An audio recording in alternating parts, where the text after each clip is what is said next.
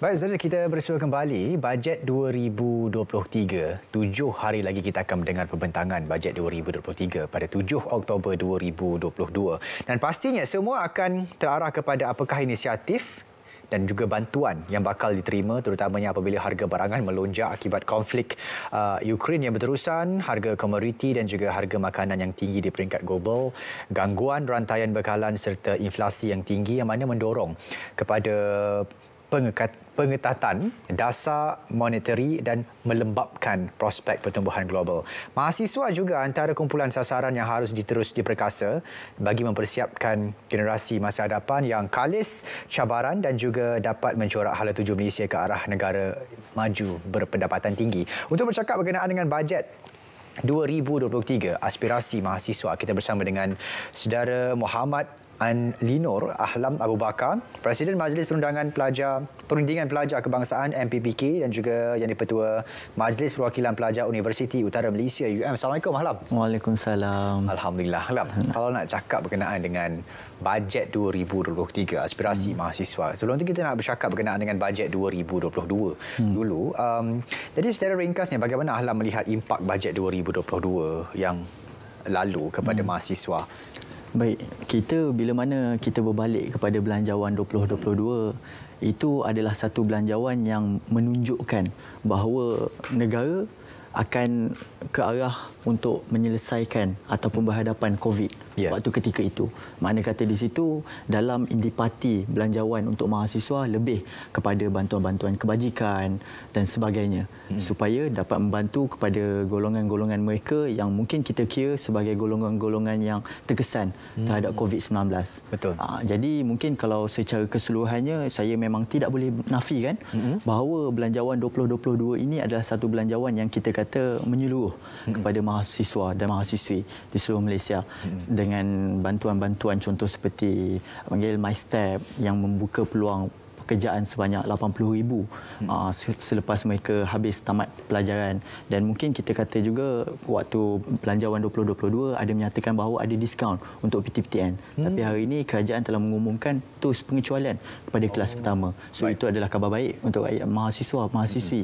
Dan mungkin dalam masa yang sama juga yang boleh kita analisis bantuan-bantuan kepada mahasiswa ini adalah bila mana kerajaan mengumumkan bahawa mereka akan memberi peranti siswa. Dan hari ini kita boleh tengok fenomena peranti siswa ini kepada seluruh mahasiswa sangat memberi impak yang tinggi dalam membantu mereka menjalani akademik mereka.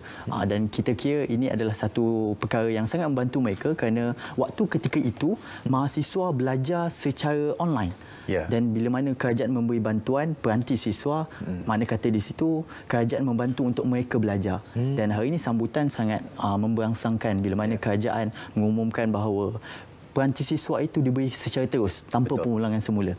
Sebagai contohlah itu. Baik. Bila Ahlam sentuh berkenaan dengan peranti siswa, sebelum ni ada beberapa rungutan, terutamanya janjinya pada bulan sekian tapi beri pada bulan sekian, delay ataupun lambat daripada pemberian peranti siswa. Dan yang kedua, peranti siswa itu diwujudkan semasa PKP, Perintah Kawalan Pergerakan, semua diarah untuk menggunakan sesi pembelajaran secara online ataupun dalam talian. Sekarang ni semua dah back to face, semua dah kembali kepada fizikal. Jadi apakah relevannya peranti siswa itu, dan juga mungkin ada kelemahan daripada peranti siswa itu yang boleh ditambah baik pada bajet 2023, Ahlam? Okey, baik. Bila mana untuk saya jawab soalan pertama itu, saya boleh menyatakan bahawa waktu ketika diumumkan pemberian peranti siswa itu agak lambat. Betul. Sebab itu kita kata adalah waktu genting. Mana waktu itu mahasiswa semuanya belajar secara atas talian dan sebagainya. Tapi oleh disebabkan mungkin kita kira sebagai kerajaan telah mengumumkan bantuan yang kita kata besar untuk mahasiswa, dan kerajaan terpaksa untuk buat satu, mungkin kita kata tender ataupun permintaan kepada pengusaha ataupun syarikat untuk menyediakan peranti yang kita kata jumlah yang agak besar. Kuantitinya terlalu besar pada seluruh Malaysia, dan boleh dikatakan juga bahawa Malaysia ni antara negara yang membuat bantuan ataupun inisiatif peranti siswa yang kira terbesar. Oleh sebabkan itulah mungkin ada kekangan daripada segi supply peranti-peranti siswa untuk untuk pastikan bantuan itu sampai pada tepat masanya.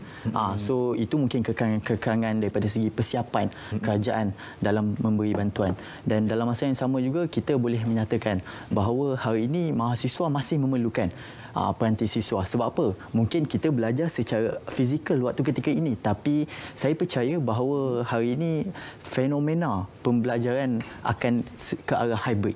Mungkin di universiti, di kampus, lecturer ataupun pensyarah dia suka untuk buat online pada minggu ini. So di situ mungkin akan ada dua kaedah. Mungkin mungkin kementerian kata okey, semester akan datang kita perlu secara fizikal, tapi mungkin atas budi bicara pensyarah boleh buat secara online. So maknanya kata di situ peranti siswa ni masih boleh membantu mahasiswa dan kita kata boleh meringankan beban-beban mahasiswa pada ketika ini. Ya, baik. Kalau kita ikutkan juga bajet 2022 sebenarnya mahasiswa, termasuk saya sendiri mahasiswa, diberikan pelbagai kemewahan. Kalau kita ikutkan daripada yuran dikurangkan 20% tak silap saya. Menu keluarga Malaysia juga diadakan hinggalah kepada peranti siswa dan sebagainya. E-wallet juga diberikan juga. Tapi ada lagi rungutan-rungutan yang saya rasa selaku Presiden MPPK dah memang arif ataupun faham dengan rungutan-rungutan mahasiswa di universiti. Jadi apa antara rungutan yang disuarakan mungkin berkenaan dengan college atau sebagainya? Faham, baik. Pertamanya kita memang perlu wajib berhadapan dengan rungutan mahasiswa. Daripada setiap tahun mahasiswa tidak pernah ada tahun ataupun mana-mana waktu mereka kata cukup. Selesa. Takkan pernah. Betul juga kan? Mesti akan ada demand yang mungkin lebih baru dan sebagainya. Dan benda yang paling famous untuk ketika ini adalah disebutkan tadi penginapan. Mungkin lain adalah daripada segi kos hidup. Mungkin kalau benda yang mungkin penting juga untuk mahasiswa adalah peluang pekerjaan. So benda-benda ini adalah perkara yang mungkin sering disebut oleh mahasiswa sebab mereka ni kita boleh katakan mahasiswa yang perlu untuk beri sokongan. Tapi pendapat saya juga kerajaan hari ini tidak boleh terlalu fokus untuk memberi bantuan kebajikan semata-mata, tapi perlu juga memberi bantuan sokongan untuk pembangunan mahasiswa. Makna kata di sini mereka ini mahasiswa hari ini tidak dididik dengan kemanjaan.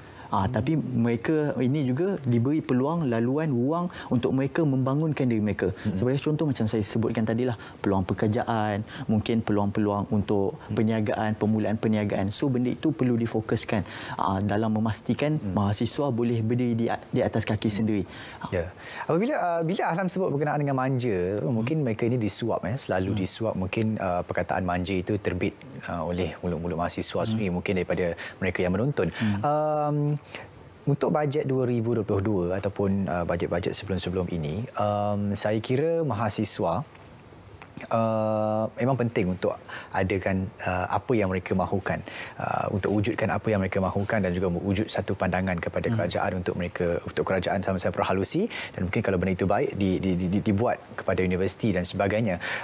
Untuk bajet 2023 sebagai Presiden MPPK juga dari sudut pandang mahasiswa, apa antara inisiatif penting yang diingini dalam bajet 2023 ni? Okey, baik. Kalau untuk harapan saya dalam input ataupun intipati belanjawan 2023 ini, pertamanya kita kena faham bahawa hari ini negara kita dah terlepas daripada wabak pandemik COVID-19. Kalau sebelum ni mungkin belanjawan lebih fokus kepada bantuan-bantuan untuk berhadapan dengan COVID-19. Tapi hari ini belanjawan 2023 perlu ada satu perangkaan dalam persiapan kita ataupun negara kita berhadapan dengan inflasi yang kita kata adalah satu pengumuman daripada PBB mengatakan bahawa tahun depan merupakan inflasi yang agak mencabar untuk semua negara. Jadi belanjawan hari ini harapan kita adalah untuk memastikan dia lebih fokus ke arah negara kita ataupun mahasiswa lebih ke hadapan pada tahun depan.